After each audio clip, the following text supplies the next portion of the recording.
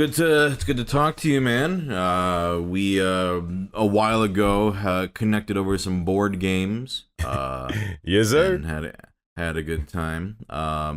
Now I wanted to have you on to obviously just shoot the shit and kind of dive. Let's dive into some of our our interests. So I guess just to start things off, what have you been super into lately? Oh, Lord have mercy, man. Lately, brother, oh, it's been sitting back, man, and I'll be straight up with you, it's just playing PlayStation. I'm a Yeah. trophy absolute whore, and I love it, man. What have you been playing lately? Lately, brother, it's been like a guilty pleasure sometimes, and others, I'm actually playing like a fun RPG that came a little while ago. The guilty pleasure is Sonic Forces. Okay. And the other one is actually Yakuza Like a Dragon, which is a lot of fun. It's Ooh, nice. oh, it's so dope, man. So dope. How about yourself, brother? For me, game wise, I haven't been playing a whole lot. I just did Super Metroid for the first time all the way Nice. through for a charity stream, and that was fun. Although I was real bad at some of the parts, but I got through it. Have you played it? I've not played the new one. I was at Dread, right?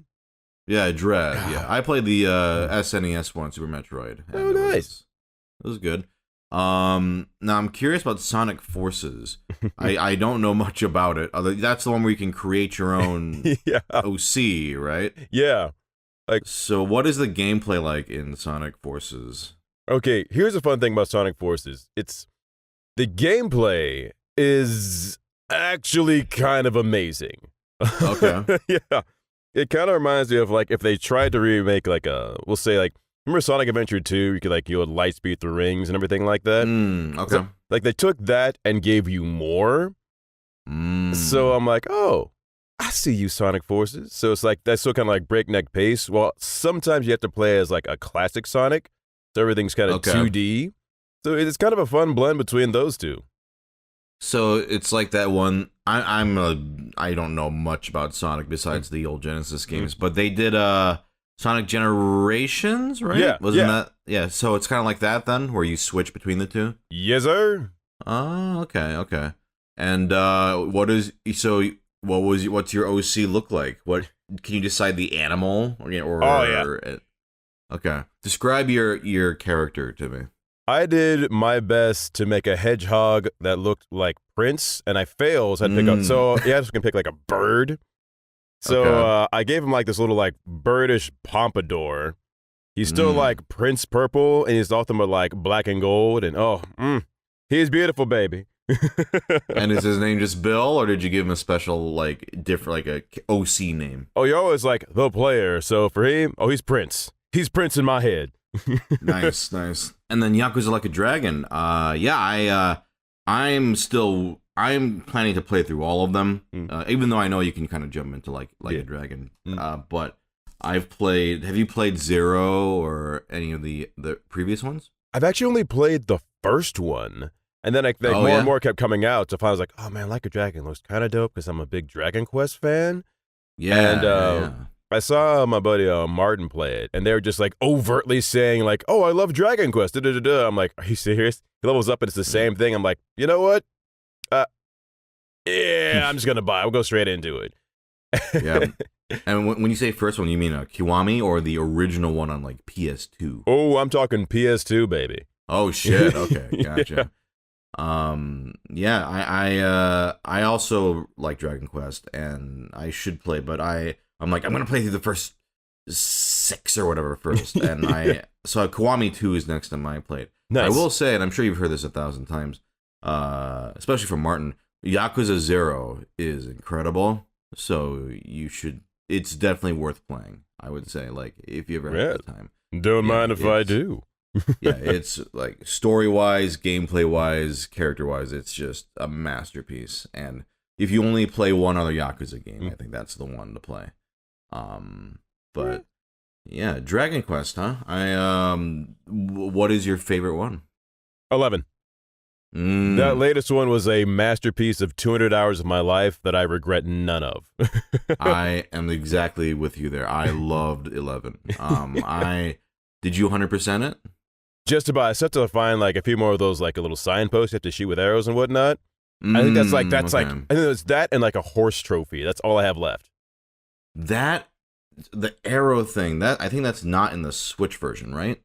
To my knowledge, I have it on the PS4. Yeah, because I know that was because I 100%ed on the Switch. Nice. The horse races were miserable. Yeah. Yeah, that last one was fucking terrible. But getting the I know what you're talking about, shooting the targets. Mm-hmm. That is something they took out of the Switch one, I think, for some reason. I think they replaced it with a different side quest. Because I remember looking up guides and being like, what? Like, there's supposed to be a target here? And I spent like 20 minutes like staring. I was like, I don't see a target here. And I was like, oh, it's not even in this game. But I loved that game. I'll be vague here for listeners, but you know, like the true last boss? Yeah. Yeah. So I was an idiot and I like maxed everything out and it was like an hour passes. He just wouldn't die. And I was like, what else to do? Oh, it's supposed to activate this item. I'm like,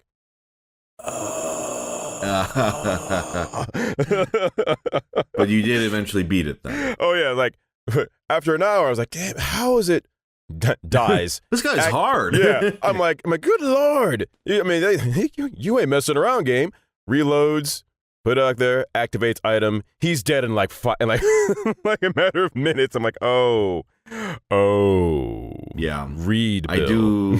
I've definitely done that in other games where it's like, wow, this is a really long fight, huh? Oh yeah. No, you just didn't click like the door or whatever to get out or whatever. Yeah, the only ones I'd played before were I beat 4, I beat 8, but that was kind of my main experience with the series. Although I did enjoy both. I think maybe 5. I forget, but yeah, I do want to go back and play some of the older ones as well. So are you more okay? Fun question. RPG wise, are you more Dragon Quest or like Final Fantasy? I'm definitely more Final Fantasy, just because that's what I grew up with. Yeah. So, like Final Fantasy, I've beaten 1, 2, 4, 7, 9, 10. 10 to, unfortunately, 12, yeah. 13. So I've played a lot of them. And like 7 and 9 were like such big, life-changing games for me as a kid. Oh, so, bro. Yeah, that's why like that will always be, because we didn't really have easy access. I mean, I know we had like Dragon Warrior, but I didn't have an SNES as a kid. Yeah, I got it kind of later. Same. And so by that point, but then I like 8 was like my jumping in point, right? When they brought in Curse of the, whatever it's called, Curse of the King or whatever, on PS2, and I played through all that. And then they started doing those DS re-releases. Yeah. And now I'm just glad to see that we're finally getting all the Dragon Quest stuff that we weren't getting before. You ever play Rocket Slime? No, you have my complete attention. It's a very cute spin-off game on, I want to say DS. Yeah, I think it's DS. Where you're like a little slime and you have like you're managing a tank and you're like running around inside the tank like shooting things at the other enemy. What? Yeah, short and sweet, really fun. Yeah, I don't know if you ever get a copy of it. You should. I played that ages ago, but I liked that a lot. I mean, I just love the designs so much. Toriyama does such a good job with. The enemies are so fun. Yeah, from massive monsters to little blue or even silver slimes. It's just so dope, man. Yeah. God, I wish I played that on the Switch. It's like not Switch, but the old DS back in the day. I was like all about like Mega Man and like the Pokemon games. Okay. Oh, like Battle Network was. Game? Oh yeah, Battle Network was like everything and like oh Lord have mercy, and that was a Dragon Ball Legacy of Goku. It was SP, but you know what I mean. Yeah. Oh. Yeah, Mega Man Battle Network I played only a little bit of. Like I played some 3, and I've like played or seen a little bit of 1 on my Let's Play channel. But for Pokemon, I'm curious, what is your favorite game? Honestly, right now it's Pokemon X. Interesting. Okay, what makes X like so like your favorite?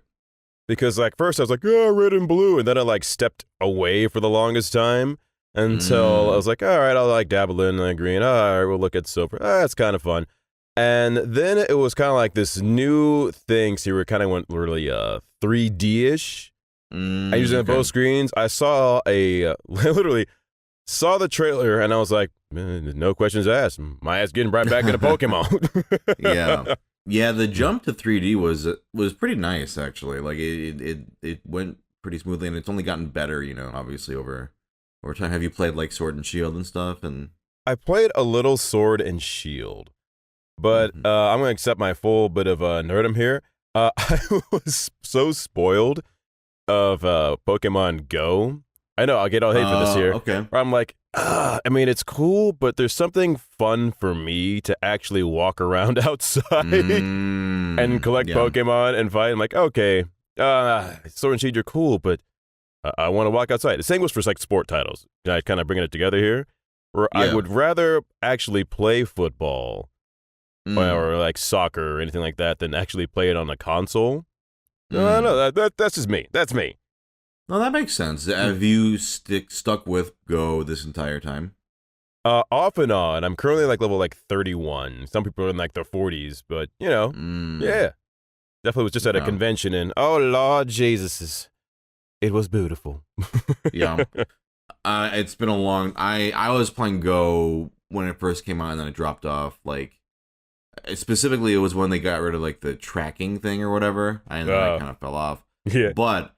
If with conventions, is it just like, are there more Pokemon around with more people, or what makes a convention like so juicy for the catching? My man, they have these raids where you collect like these like impossible to beat Pokemon. So I can just sit back there and be like, hey, I don't know you random 5 people clearly playing this game. You want to help me kill this thing so I can get like this legendary Pokemon? Like sweet. So like, okay, this is impossible by myself. But I can throw a stick and hit 10 people. And so I got it. So you just like ping like, hey, everyone want to catch that Lugia or whatever, and then you just do it. Yeah. Oh, okay. That's pretty sick. Okay. I have been like, I'll see my friends like play it. I'm like, maybe, yeah, it was really fun. Part of me is like with phone games, if I drop off, I feel like, I just missed out on so much though. It's like, is there any point to even climbing back in? But we'll see. I don't know. Like, I went like a little, I will call it like a season without, and some of my friends could get like 10 levels above me. But like the thing that makes it fun is in Go, it doesn't really matter. Like they'll be a little stronger than you, but like you can still all play together, and it's still just effective. Are there missable Pokemon? Like, oh, too bad, like, you didn't log in this one day, so you can never get this again? or what? There's still some, like, in certain areas that you're just not going to find, or, like, weather or whatnot, but that kind of makes, like, traveling all, like, the more fun. Like, that's true. One thing came to my advantage is a friend of mine, he actually makes video games in Japan, and so there's a lot of, like, there's a lot of work as well making music. So head up was like, Fuji, you got like you have anything over there? He was like, I got a Farfetch'd. Next time I see you, we trade, baby. And, so you can't do trade online still? To my knowledge, like luckily at that moment then we were actually working together at a convention. He just swapped me right there on the spot. Nice. But yeah. Okay. I see. So you can do in-person trading, but not online trading. Okay. I have not tried online trading yet because I need to play the game more. I see.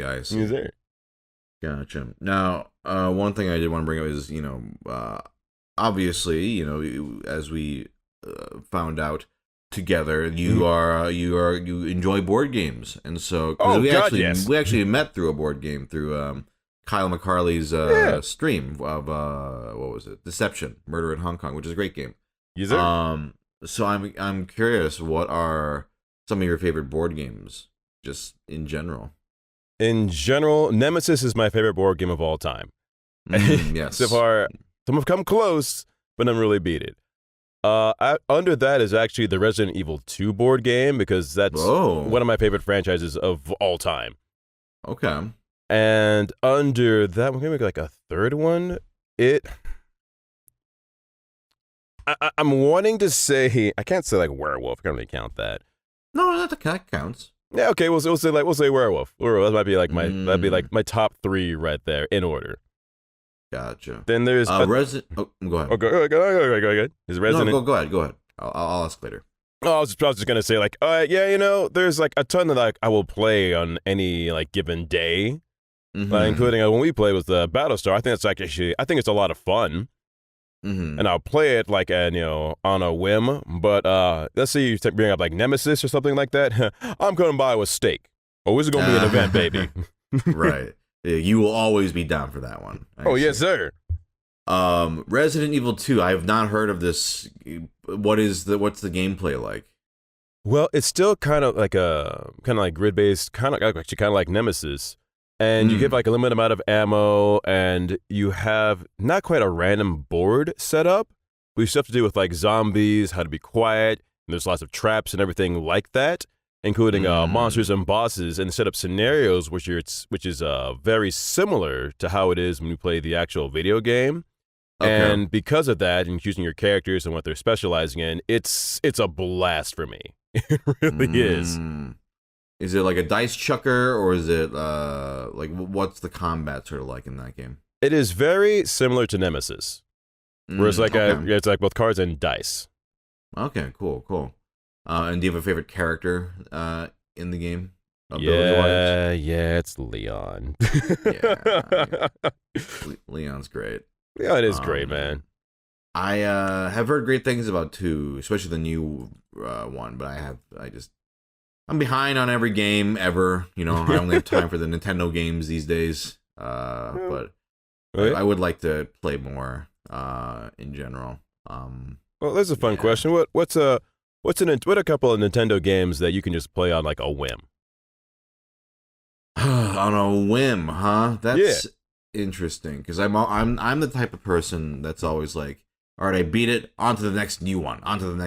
That's always me. But as far, like I'm very like, for all my hobbies, I'm always hungry for like, I want to play new stuff, or watch new stuff. But thinking if I could just sit down and play, like, are we talking about like on Switch or anything? Anything. It's a Nintendo brand.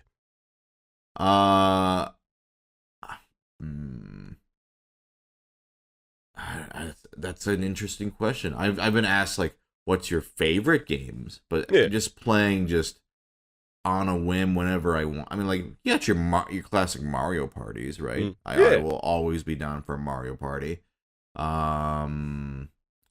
Like Tetris 99 is really fun to just drop into. And there was like favorites. Like, I love Paper Mario. I've said that many times. I love Paper Mario a lot. Mario in general has always been my shit. So I loved Odyssey. Pokemon. I guess that's a good answer. Pokemon, I will absolutely destroy every new title that comes out. If there's new Pokemon to catch, I have to get them. Yeah. How about you? Any Nintendo titles that are like your shit? Any given day is Switch's Mario Party is definitely top tier. I just love playing as Bowser, where it's like, either I'm going to go -2 feet or I'm going across the board. That's just fun. I love competitive games like that.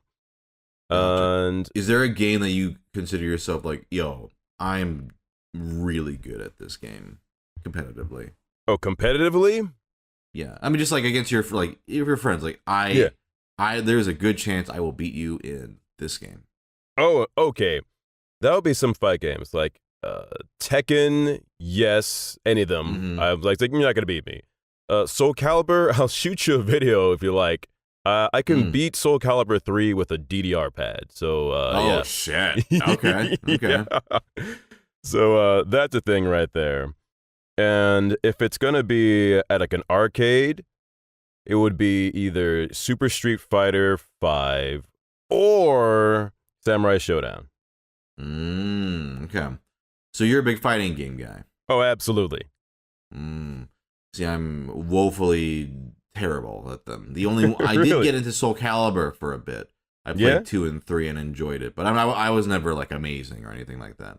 But anything that involves tons of button memorization, I'm fucking terrible at. I can't. I didn't grow up with Street Fighter, so I'm not used to the whole, quarter circle. Oh, this. I'm terrible at that. Yeah. I'm curious what like. So clearly you're very very into video games. Mhm. We talked about board games. Are there any other like sort of hobbies or interests of yours that are like up there with those, like in terms of what you're super into? Oh man, for fun, I would have to say I'm a big martial artist. Everything around like fitness, I'm all about, man. And I'll say like fitness and video games is kind of like my life. We're not going to talk about like work, but yeah, man. Sure. I mean, for those who don't know, you're a very built guy, and so I'm curious as to like kind of like when did that start, and what is your sort of, as someone who is the opposite of you, I'm just curious, what is your like routine, like what is your to like your regular sort of workout? Well, we'll start first question. I've been working out since I was 12. Mm-hmm. I was 12 years old. It was Christmas time, and I wanted a PlayStation more than anything. So I, being a small child who with no comprehension of money and bills and mortgage and things like that, clearly I asked for a PlayStation and like 37 games. So, Sure. So Christmas Day came, and my dad, who I'm going to put a little emphasis here, my dad at the time was a lieutenant commander in the U.S. Navy. I was born in Annapolis, and he was on the island when I was born. He, as a matter of fact, did get me a PlayStation. It was awesome. And he asked me to open up another box. I saw said box. It was huge. I opened it up, and sure enough, it was like 6 games I really wanted. Yeah. All from Blockbuster. So Yeah. he looks me in the face and goes like, all right, boy, go downstairs. In 3 days, you got to return those. That's your real presents down there. Went downstairs. I saw this thing in a blanket. It was bigger than I was. And sure enough, it was a bench press with a built-in squat rack right there. Damn. So 3 days later, I had nothing else to do. So I started working out since then. And I hated him at the moment. I love him now for it. Yeah, man. Now, did he like say you have to use this, or did you kind of discover it on your own, or was it a mixture of both? A mixture of both. It was clever because he didn't like force me to do anything. He's like, no, it's right here. Sure. You should. So I was like, oh, okay. So that's why, like, you're mad as a kid, but now it's like, wow, my dad gave me a huge option right now, and it's really kind of benefited me in the long run. So we moved it to my room. And I would just start working out on that, and it was pretty dope, man. And back to my routine, because I've been working out for, I'm 35 right now, so it's about 23 years. And I'm in the gym currently 6 days a week. I eat about 7 times a day. Sure. And there's one horrible meal, and like on a day where it's kind of like meh. Where I just kind of eat whatever I want. I really do. I'll save it for like a weekly like board game night, or say we went to your place where I'm just going to eat snacks like none other. Which is important because I'll look you right now, looking at you virtually through the interweb right now. Anyone who works out, if they don't do that, you're going to fall off hardcore. You really are. Sure. You really are.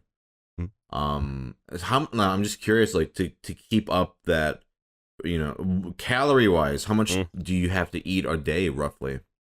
Usually for me, it's not that much. It's actually around like 3,500 a day. Which sounds like a lot, but it's really not if you're cooking up like a lot of meats and proteins in your diet. Like I weigh 225 pounds, so right now I have around 190 to 200 grams of protein a day, split apart. Gotcha. Like in your average day, what are you eating? Like if there's like a consistency at all, like what's like your typical diet in a day? in a day, it's a lot of smoothies. I'll tell you that much right there. And I love brisket. I love steaks. I love chicken. I love, you can go to Chipotle, get like a little burrito bowl. It's just a lot of meats and vegetables, to be honest with you. And I do, like, carbs are good for you. I'm get that out of the way right now. And I usually like have like whole wheat bread for like a sandwich. I'm being kind of vague here because I changed it up the other day so I don't get sick of anything. Yeah. That's smart. Yeah. And whole wheat pastas are also really good for you as well. And that's kind of like my diet, really. My sugars are actually like literal honey. I kid you not, I'll get like a spoonful of honey, literally, and I'm like, all right, I don't need a candy bar. And it's not bad for you at all. Yeah. Okay. I always find that stuff very interesting, and I guess so. You know, you've had this fitness background, and I believe, from what I understand, you did some live action stuff. Is that right? Oh, yeah. Yeah? I'm curious as to what that experience was like. It was a lot of fun, actually. Way before I was a busy voice actor, I actually started off in like radio and theater.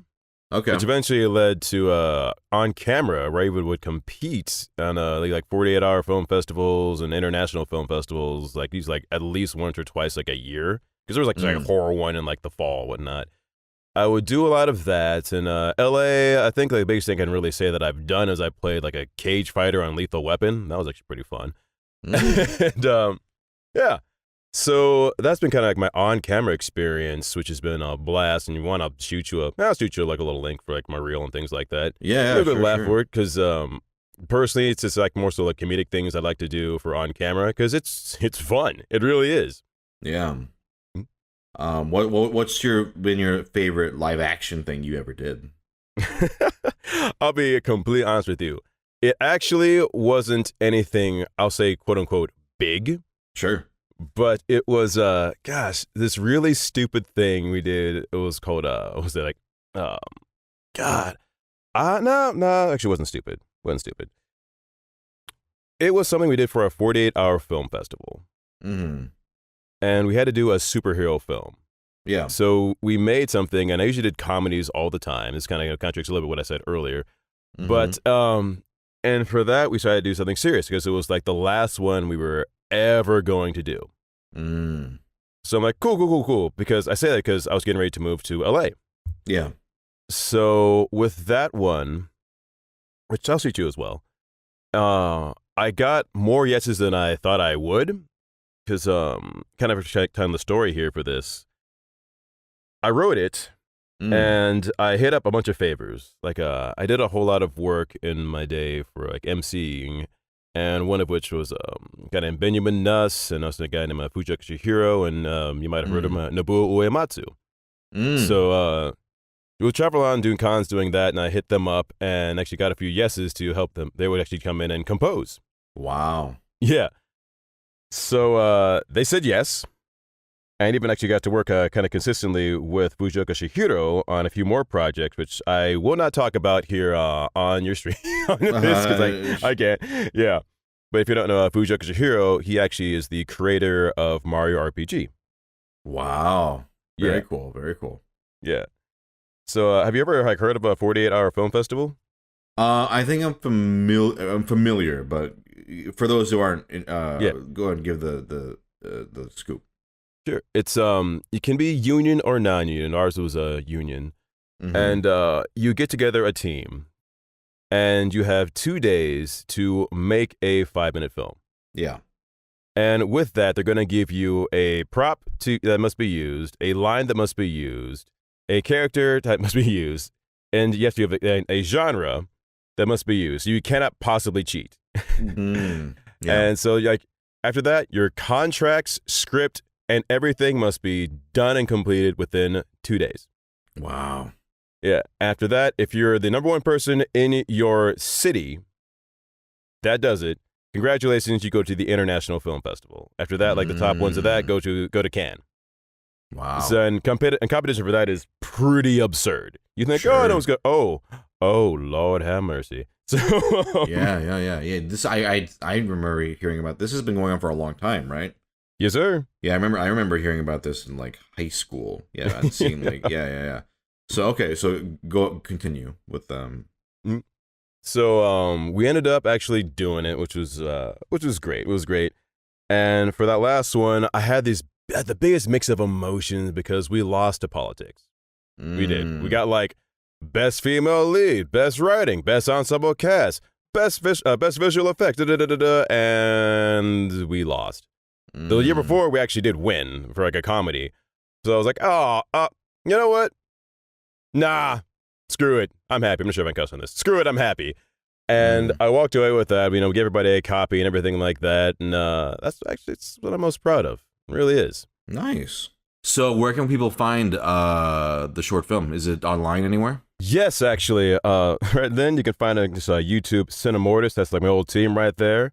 And the film is called Intentions. So by all means, check it out. Show them some love. Nice. Yeah. And the story behind that is all point of view. Okay. And you have her protagonist right here, who's this girl who has super strength. And she's being hunted by two other people who have superpowers as well. And it's all about really who's really the protagonist and who's the villain. And I'm not going to actually say anything outside that because you can just watch it online. Mm-hmm.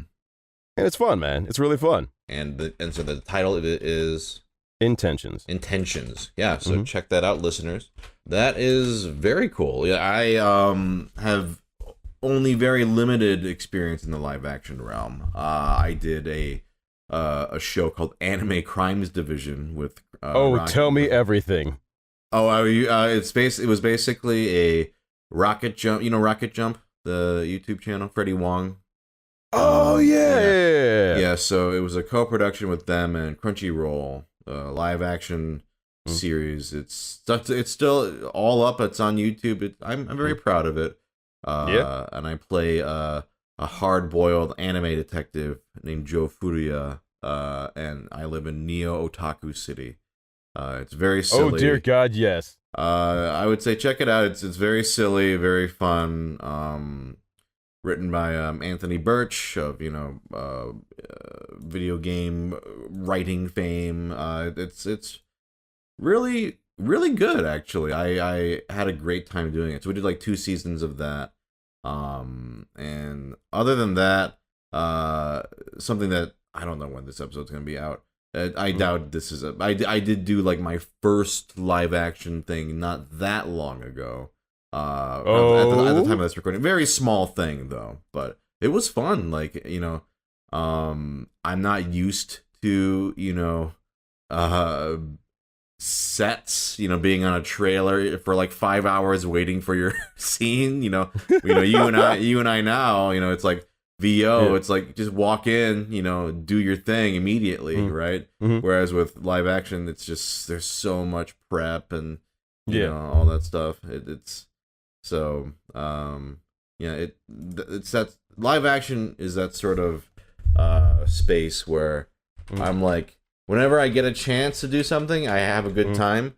But I'm always just kind of like, really, you want me to do it? Oh, okay, like whereas with voiceover, I'm like, that's where all my shit is. I'm very passionate about that. Live action, I'm just kind of like, it feels surreal. Like, really, you want me to?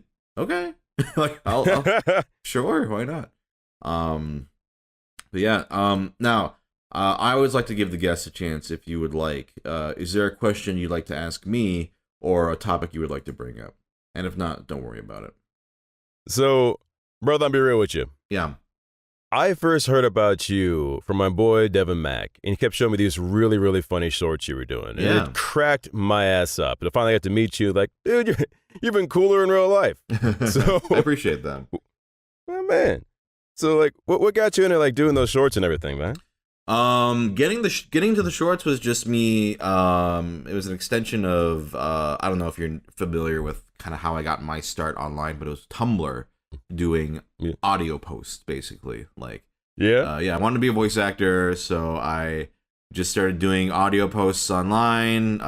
Some of them, like a lot of them, comedic, just reading shit posts, that sort of thing. And some of them started to gain traction, and I built like a pretty good following off of that. Just doing that, and it was all just really, it was the TLDR, because a lot of people have heard this story on the podcast already. But basically, when I graduated from college, I didn't know what the fuck to do. I knew I wanted to do voiceover. And I was like, okay, I'm gonna start a Tumblr where I make an audio post every day, every single day without fail. So I did it for like 4 or 5 years straight. Where I Well, damn. Yeah. So that was my boot camp. That was me getting, into how to do it. Like I was not good in the beginning, but through that Tumblr is the reason I'm even where I'm at in all my every career I have. YouTube, voiceover, none of that would have happened if I hadn't started that Tumblr, because what that was me just honing not only my voiceover but comedic timing, comedic writing, all of that. Yeah. And so Vine was just like, or it started as Vine, because it went from audio, and then Vine came out, and I was like, oh, maybe I'll dabble with this, and that took off. And then Shorts was just a natural extension of that. But it all came from just me dicking around, just thinking. I feel like it's, it sounds like I'm sucking my own dick here, but I feel like I've always had a pretty suck away. I mean, I will, and I feel like I've always had a knack for comedy. Like I have been told, throughout my life that oh yeah, stuff you write or stuff it's really funny, and it's something that for me, I just try to make stuff that I think is funny, and then if other people enjoy it, that's a bonus on top of that, and. I've just been lucky enough that people, it also resonates with people, and yeah, that's sort of been how that's gone, I guess. Yeah, that's cool. But yeah, voiceover was always the dream, from high school onward. Yeah. So for you, I'm curious, like, where did your interest in voiceover start, and sort of how did you get started? Oh, Lord, about to get emotional. Yeah. With that, man, I originally went to school for astronomy. I was a science Olympiad, loved it all, man. And then it was, my second semester in college. I was taking astronomy. And it was the night before my astronomy final. I had just gotten, to see, the debut or premiere, really, of Star Wars Episode 3, Revenge of the Sith. And I am a massive Star Wars fan. Okay. So 2 hours later, I walk into class, take the final. I'm tired as hell. And I look at my professor and, well, we'll just say it was a birth of a friendship and a reality there where Professor Doug Patterson looked me in the face. And he said, Bill, why are you tired? I'm like, oh, man, I just got out of that Star Wars. And it was the dopest lightsaber fight ever. Yeah. So many necessary flips and powers. Oh, it was beautiful. And I will never forget this. I'm calling his name. Doug Patterson, professor of astronomy, looks me in the face and goes, you son of a bitch. Because like, I was up late making your papers, and I had to miss that thing. I was like, sucks to suck, Doug.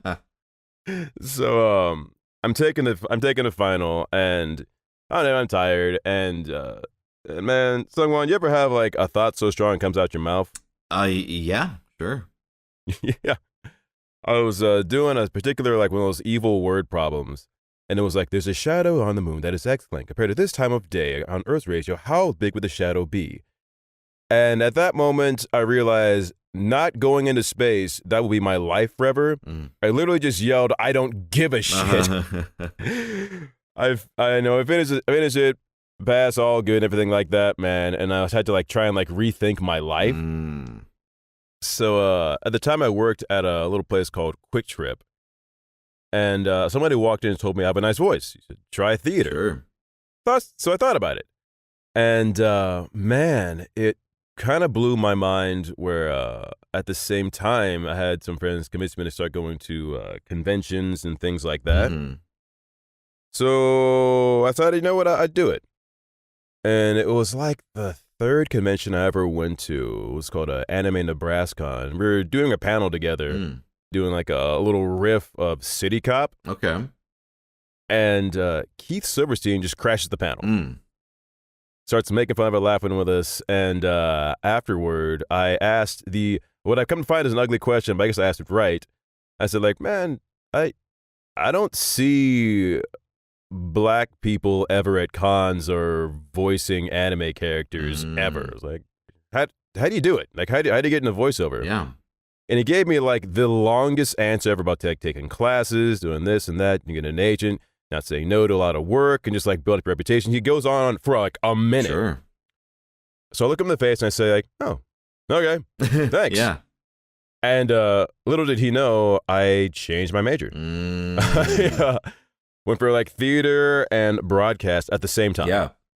And I started taking classes and all that. I interned with Cumulus Radio, which is like half like the southern part of the United States is like radio stations. Mm-hmm. And I did like political talk radio and just kept working at it. So eventually I got hired on by the same college I went to. It was a junior college at the time called JUCO, where I actually ran the radio department. Nice. And eventually met up again with Doug Patterson, who became like one of my closest friends. He even, Doug is a savant. Mm-hmm. He showed me how to, and I kid you not, how to drift in a car. Oh, shit. Yeah, he took me like precision course racing, and everything I bring up here, you can find me on Facebook as Bill Butts and find like photos of all this. Yeah. Look up Doug Patterson as well. The guy is incredible. Mm-hmm. Doug now teaches not only astronomy, but also like game design, because he's just continuing like learning to learn. And yeah, he's amazing. So he taught me all that. Him and I became good friends. And as time went on, I got into modeling, started doing like the film stuff, and kept doing like voiceover for like commercials and things like that, man. And at the same time, I would go on like the weekends, I'd go to conventions working for the company that was known as Babel, where we would bring in Japanese bands, and we would MC and translate for them for, conventions over here. Yeah.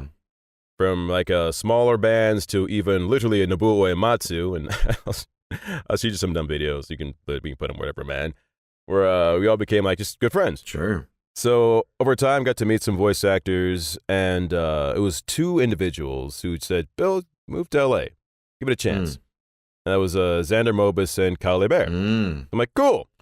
So they told me to give it a chance. So it was March 2017. I thought I got an acting reputation because I repeat this. It's acting. Don't just focus on the cartoons. Right. So I was like, cool. So I went there to check it out, and I was like, yeah, no, LA actually is pretty dope. And what year was cool. this roughly? Like when you decided to kind of? Oh no, so that was March 2017. March 2017. Okay, and then and where were you living before then? Kansas City. Okay, got it. And it throws people off if you're working wise. It's a mecca because Hallmark is there. I actually did a Valentine's Day ad for Hallmark. It's another story. They have a good like transit system. Sprint World Headquarters there. Lee Jeans, Garmin, and like the list goes on. Sure. So there was a lot of work there, like commercial wise, which is dope. But what I wanted to do was like more features. Yeah. If I want to do like cartoons or even like anything or like prelay, you'd have to move to LA. So I went over there, and after a little conversation with them, they were like, yeah, you might have to go union if you really want to like survive in that. They're like, cool. So I took it as like a sign when I left, very happy with my experience. And sure enough, I booked like 3 union gigs without even trying. It's like, I was like, congrats, you're a must join. Yeah. I'm like, well, okay, all right, we're going to go. So I didn't renew my lease for this. I had like a little townhouse out there and gave it a risk, man. Packed up my car, dropped off some stuff at my parents' basement where it now lives, and took what I needed, drove the 26 hours all the way straight to LA, got an apartment, and man, the rest has been a lot of hard work, which is a whole other story of how I got to where I'm at right now, brother. Yeah, no, it's a very familiar story. I mean, when did you move out? Like 2017? Yep, it was September 19th, 2017, and the 29th was when I first booked my first anime gig. Yeah, that would have been, you did it basically a year before I moved out here. So. Oh, yeah, shoot. Yeah, for real? 2018 was when I decided to finally take the move. My man. So, yeah, I mean, I'm finding that a lot of people also like very similar stories, just sort of, building up the experience and then finally going, to do what I want to really do or do what I really want to do. You've actually just got to make the move out there. I think it's cool that and Keith is a great guy. I've met him, and to give you like a nice, well thought out answer, to that question. Yeah. Because now I'm sure you are aware, Yeah. that question can be a little repetitive for people, Yeah. how to get into voice acting, how to get into voice acting. But it is very courteous of him that he gave you an answer that just inspired you to be like, yeah, let's fucking do it. Yes, yeah. sir. Now,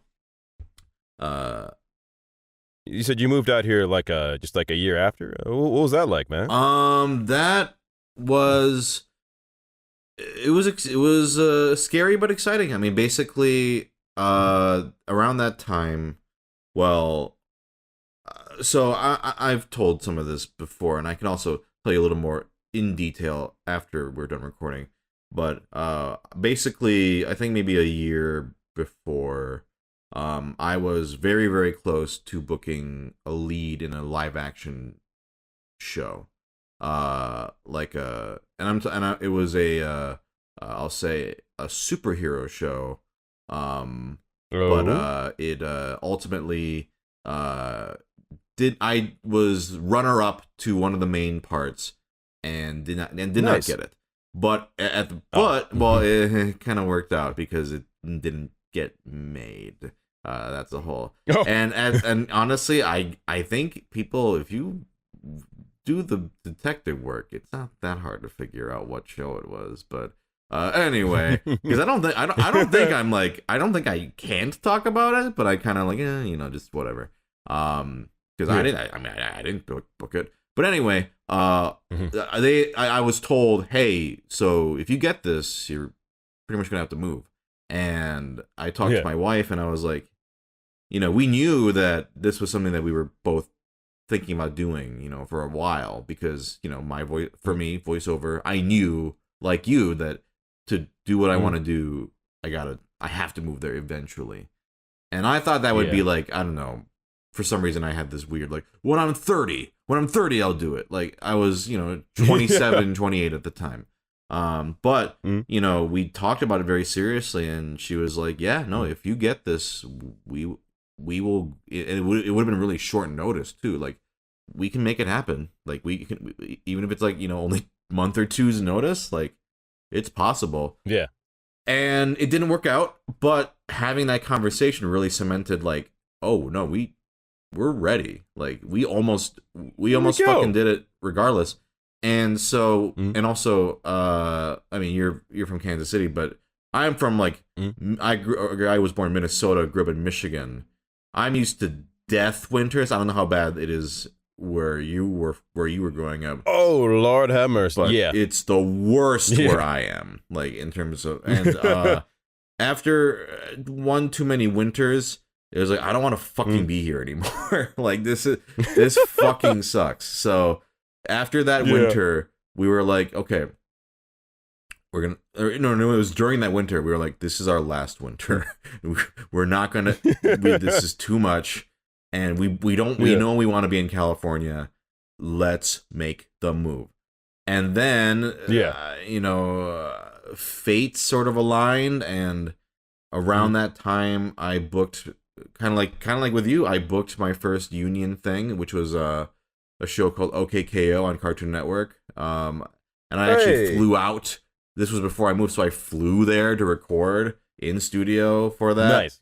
And that was like my in for SAG. And so I was like, and then after that, my current agency asked me out of the blue, hey, like, we're interested in you, which I thought was a prank. Like, I was like, this is not a real email, but so I signed with them, and then it was like, okay, clearly, now is the best time, if any, to go. Like, but what was nice is I already made the decision to do it regardless. I was like, I don't know what the fuck I'm gonna do, but let's just do it. And then I guess fate was like, okay, here, have an agent and and here, we'll get you into SAG before you go. It was like patting me on the head before I took up. So that definitely was took a lot of stress off my shoulders. I mean, I still had to work my ass off coming here and continue to, as you know, so much of it.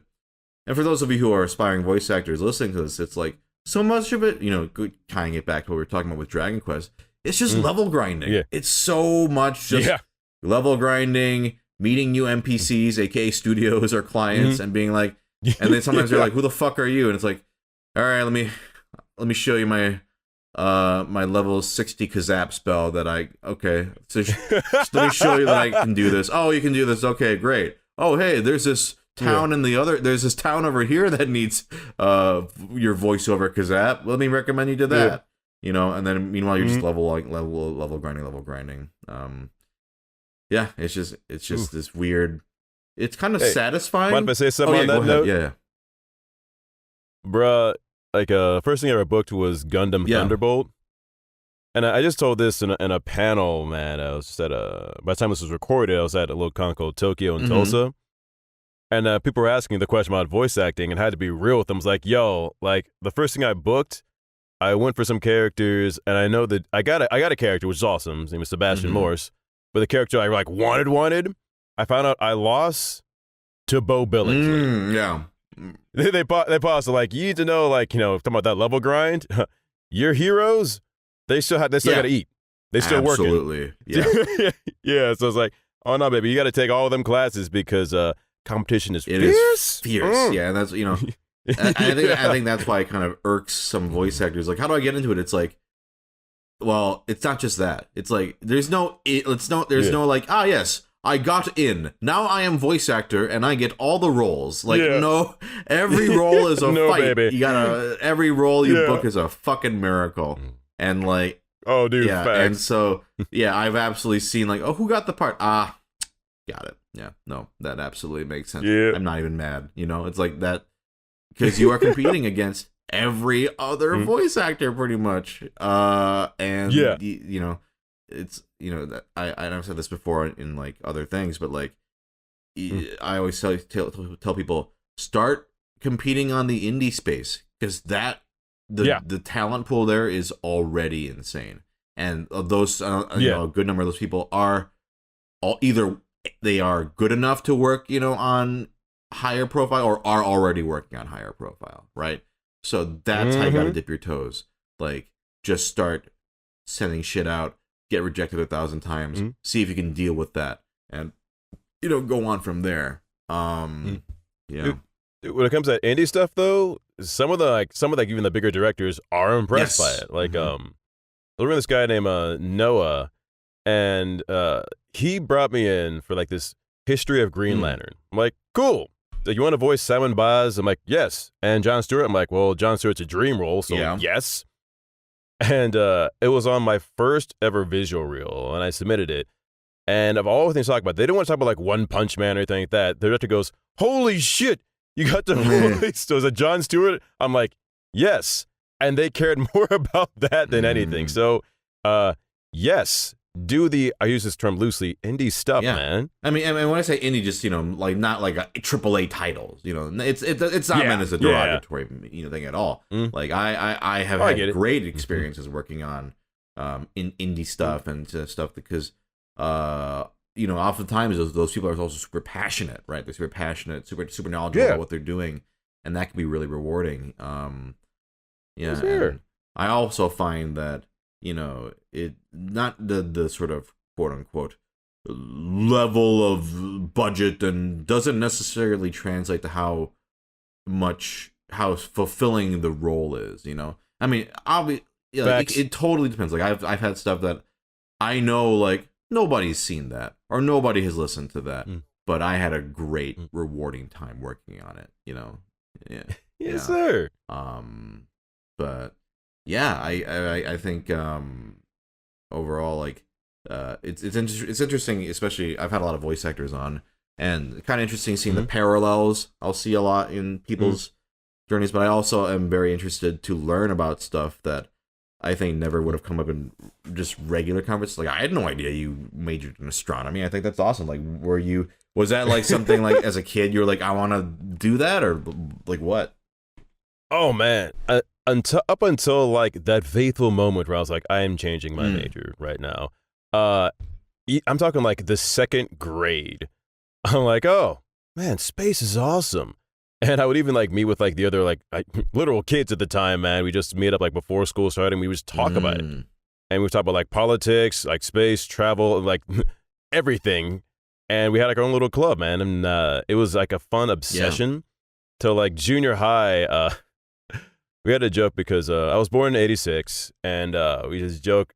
You get the math, you can look it up there. Why that's important? They're like, huh? Well, it's kind of funny, Bill. Black people don't get into space and live, do they? I'm like, shut up. I will be the first. And it was honestly one racist kid said that to me, and it was almost like a spirit of spite. Yeah, you're like, fuck that. You, I'm going to prove you wrong. Yeah. Yeah. I see.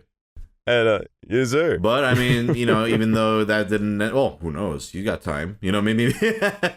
Yeah, right? Just get into space. You sent Shatner up there. Come on, man. Who knows? Like, maybe like in 20 years or whatever, everyone will be in space. It won't be even interesting at that point. But I mean, clearly though, you've been killing it, coming out here, and I always find stories like that very first off inspiring, but also relatable, as someone who also kind of had to take the plunge as well. But otherwise, this was it's been an hour, and thank you so much, man, for taking the time. It's always a pleasure to talk to you. You're a very, very sweet guy. Where can people find you? First of all, man, you all right too, brother. Also, you can just find me on Instagram at Bulldozer77. I post a lot of stuff on Twitter, which is Bulldozer777. Or just hit me up, Bill Butts, on Facebook. Those are the best ways to get to me. Eventually, I'm going to get back into Twitch. Actually, I can't talk about it now. I had to take a break from Twitch because there was so much screaming, and the role I can say now is Jack the Draught in One Piece. Yeah, but I'll be bouncing back on that. That's just my name, Bill Butts, and that's where you can find me. Nice. Well, go check him out, and again, it's a pleasure, man. It is, man. It is. You all right, brother?